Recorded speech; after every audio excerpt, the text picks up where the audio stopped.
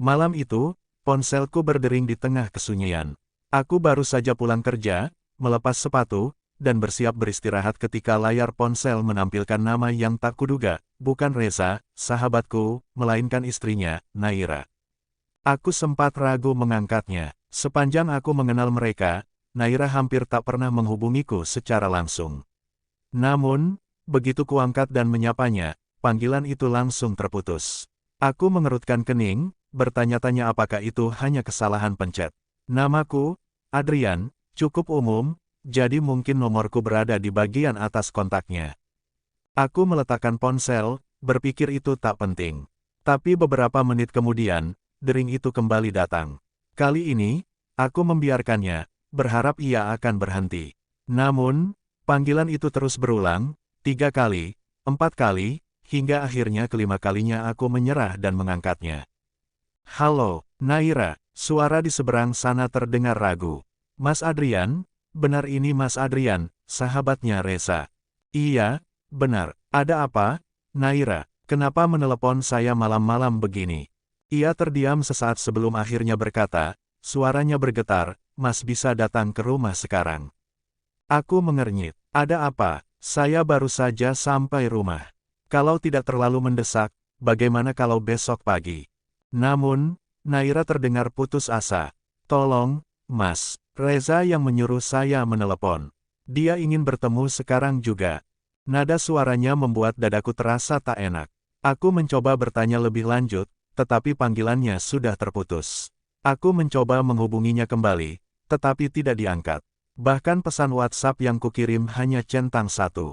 Perasaan khawatir akhirnya membuatku membatalkan rencana makan malam. Aku segera mandi, mengganti pakaian, lalu melaju ke rumah mereka. Tanda hubung tanda hubung tanda hubung. Ketika sampai, malam hampir menyentuh tengah. Rumah itu terasa sunyi, hanya cahaya lampu teras yang remang. Aku mengetuk pintu, dan beberapa detik kemudian, Naira membukanya. Aku tertegun. Selama ini, aku selalu melihatnya dalam balutan pakaian sopan dan tertutup. Namun malam itu, ia mengenakan gaun tidur panjang berwarna putih gading, rambut hitam panjangnya terurai, wajahnya terlihat pucat dengan mata yang bengkak. Mas Adrian, terima kasih sudah datang, katanya pelan.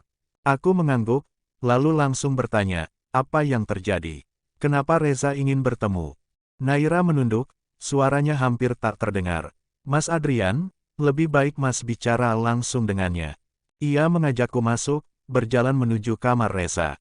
Ketika pintu terbuka, aku mendapati sahabatku terbaring di atas ranjang, tubuhnya kurus, wajahnya pucat, tetapi matanya masih menyimpan kehangatan. Akhirnya kamu datang juga, Adrian, suaranya lemah, tapi masih mengandung keakraban yang selalu ku mengenalnya. Aku duduk di sampingnya, menatapnya prihatin. Kenapa kamu nggak pernah cerita kalau kamu sakit, Sa? Reza tersenyum tipis. Karena aku tahu kamu pasti akan khawatir, dan karena ada sesuatu yang harus kukatakan sendiri padamu. Aku menunggu, melihatnya menarik napas dalam-dalam, berusaha mengumpulkan tenaga.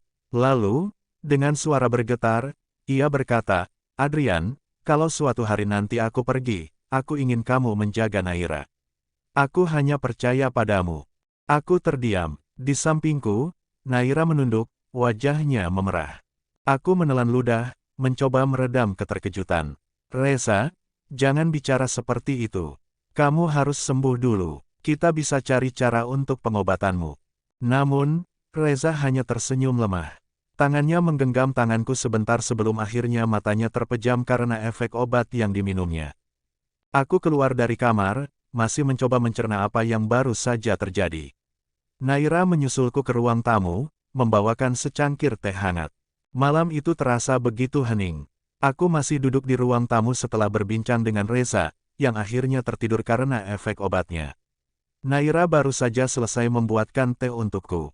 Ia duduk di sofa, tidak terlalu jauh, tapi cukup dekat hingga aku bisa mencium samar aroma parfumnya, manis dan lembut. Mas Adrian, panggilnya pelan, suaranya terdengar sedikit berbeda. Aku menoleh. Naira menatapku dengan mata yang sulit diartikan, seakan sedang menimbang sesuatu dalam pikirannya. Apa Mas masih bingung dengan permintaan Reza? Tanyanya sambil mengaduk teh di cangkirnya. Aku menghela napas. Jujur, iya, ini bukan keputusan yang mudah. Ia tersenyum kecil, lalu meneguk tehnya. Mas Adrian baik sekali, selalu memikirkan banyak hal sebelum mengambil keputusan. Aku tak tahu harus berkata apa, jadi aku hanya diam. Naira kemudian menyandarkan tubuhnya ke sofa, matanya tetap menatapku. Mas Adrian tahu nggak, sejak pertama kali Reza mengenalkan Mas ke aku, dia selalu bilang kalau Mas itu pria paling bisa diandalkan. Naira tersenyum menggoda, matanya berkilat nakal saat ia menatapku. Ia duduk sedikit lebih dekat, cukup untuk membuatku merasakan kehangatan tubuhnya. Mas Adrian suka melirik tubuhku, kan? Katanya dengan nada menggoda. Aku tersentak, berusaha tetap tenang. Hah, enggak kok, Naira. Ia terkekeh pelan, lalu menyandarkan kepalanya ke sofa, menatapku dengan tatapan penuh arti. Jangan bohong, Mas, aku tahu tadi pas kita ketemu, mata Mas Adrian sempat mengarah ke sini. Ia menunjuk tubuhnya sendiri dengan gerakan halus, membuat pipiku terasa sedikit panas. Aku mengusap tengkukku, berusaha mencari kata-kata yang tepat. Aku nggak sengaja, Naira. Ia semakin tersenyum, lalu mendekat sedikit lagi. Nggak sengaja, atau Mas Adrian sebenarnya suka. Aku menelan ludah, merasa seperti sedang diuji dengan cara yang tak terduga. Naira selalu tahu bagaimana membuatku kehilangan kata-kata. Aku tidak menjawab saat itu. Tapi sebelum pulang, aku meninggalkan sejumlah uang untuk membantu biaya pengobatan Reza. Keesokan paginya, aku kembali mendapat telepon dari Naira. Suara di seberang terdengar bergetar, hampir tak terdengar. Mas Adrian, tolong datang sekarang.